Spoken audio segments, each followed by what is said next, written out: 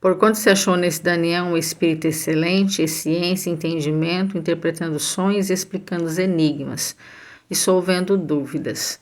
Louvado seja o nome do Senhor por esse versículo. Um versículo na qual Deus trouxe ao meu coração, onde nós vamos entender que Daniel, ele tinha todos esses dotes, todos esses dons maravilhosos. Inclusive fala um espírito excelente.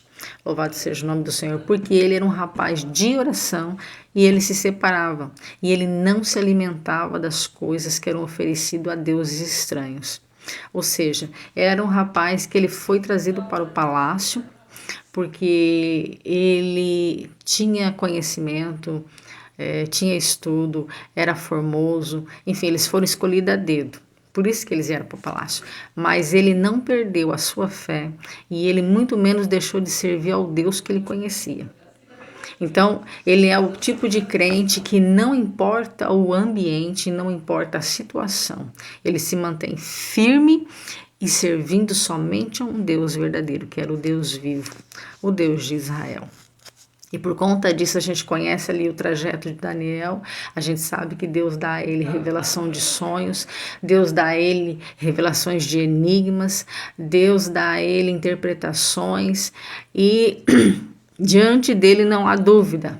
Tudo Daniel conseguia explicar. Quando ele orava, Deus dava a ele revelação.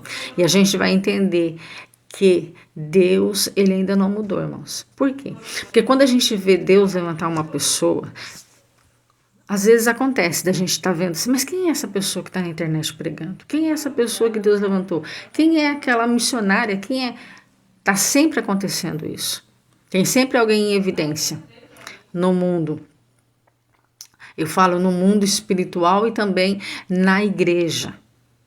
Tem sempre alguém em evidência, tem sempre alguém que Deus está levantando. Só que ninguém sabe o que aconteceu na história daquela pessoa. Deus não levanta ninguém de graça, irmãos. Aquela pessoa passou por um processo, aquela pessoa ela passou por uma separação, por uma santificação. Deus não escolhe qualquer um. E quando eu digo qualquer um, não é em questão de acepção de pessoas.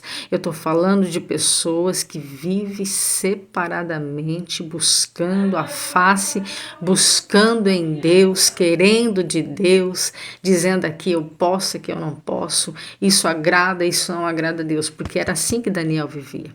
Então hoje na nossa realidade também é assim. Quando você vê alguém que começa a pregar, ministrar e chamar a atenção de um público, essa pessoa ela se separou e ela se colocou para Deus, consciente de que quanto mais você der para Deus, mais Ele tem para te dar. Você está entendendo o mistério?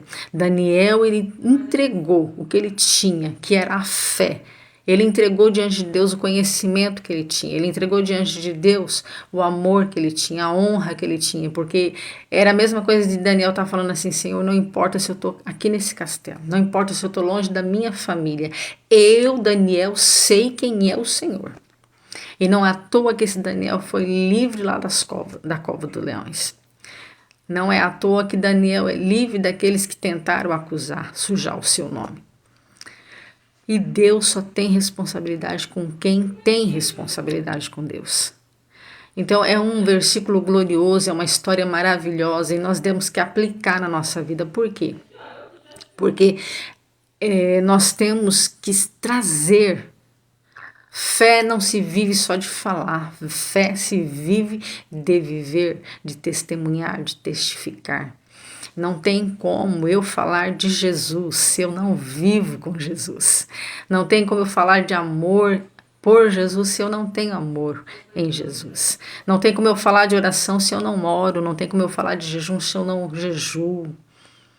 Porque toda fala sem prática não tem resultado. O resultado está quando você fala e quando você vive. E Daniel foi essa pessoa por excelência. Deus trabalhou na vida de Daniel e Deus quer trabalhar na sua também, através de Jesus Cristo, pelo Espírito Santo de Deus, porque Jesus ele veio para isso, para que nós tivéssemos o Espírito Santo de Deus através da oração, do jejum, da separação, da santificação.